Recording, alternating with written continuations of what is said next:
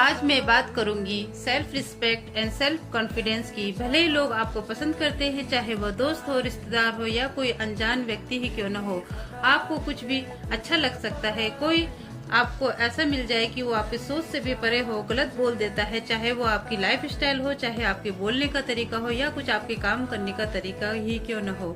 किसी ने आपकी तारीफ करी तो आप खुश हो जाते हो और किसी ने आपकी बुराई की तो आप दुखी हो जाते, चाहे वो सच ही क्यों न हो।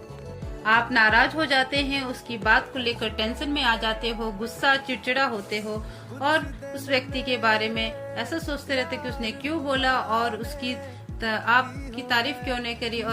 और आपको ऐसे व्यक्ति भी मिलते हैं जो आपकी सामने तो तारीफ करते हैं और पीठ पीछे आपकी बुराई करते हैं।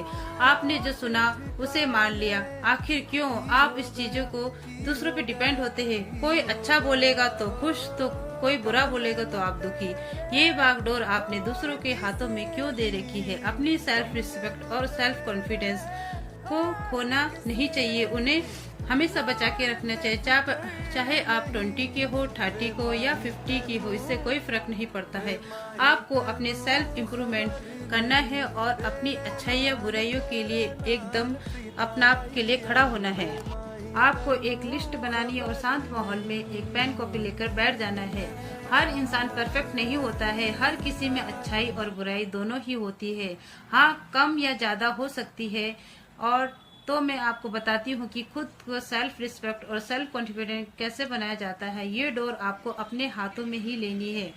तो आपको इसका माहौल बनाना होगा, तो आप सब काम को पहले पूरा कर लीजिए, क्योंकि आपको अपने बारे में सोचना है। हर समय आप दूसरों के ही बारे में सोचते रहते, दूसरों को ही ध्यान में रखते हैं कि उसने क्या बोला होगा, उसने क्या करा है, उसने क्या क्लॉथ पहने हैं, उसने वो कहाँ घूमने गया है, और भी बहुत सारी चीजें आप सबके दिमाग में चलती रहती है। लेकिन आप खुद के बारे में नहीं सोचते हैं कि आप क्या कर रहे हैं, और अपने बारे में आप सही से सोच नहीं पाते हैं कि आप क्या कर रहे हैं, आप क्या वेयर कर रहे हो और आप अपनी लाइफ स्टाइल को कैसे जी रहे हैं। तो आपको बस 10 सेंटेंस अच्छाई के लिखने हैं और 10 सेंटेंस अपनी बुराई के लिखने हैं। वो आपको इजीली मिल जाएगी जब आप अपने लिए समय निकालेंगे।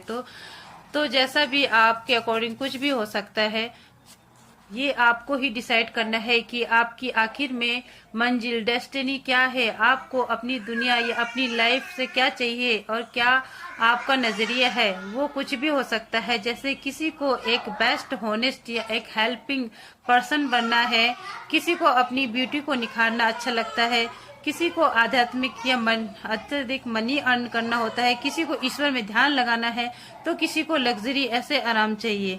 तो आप ये 10-10 बातें आप लिख लीजिए।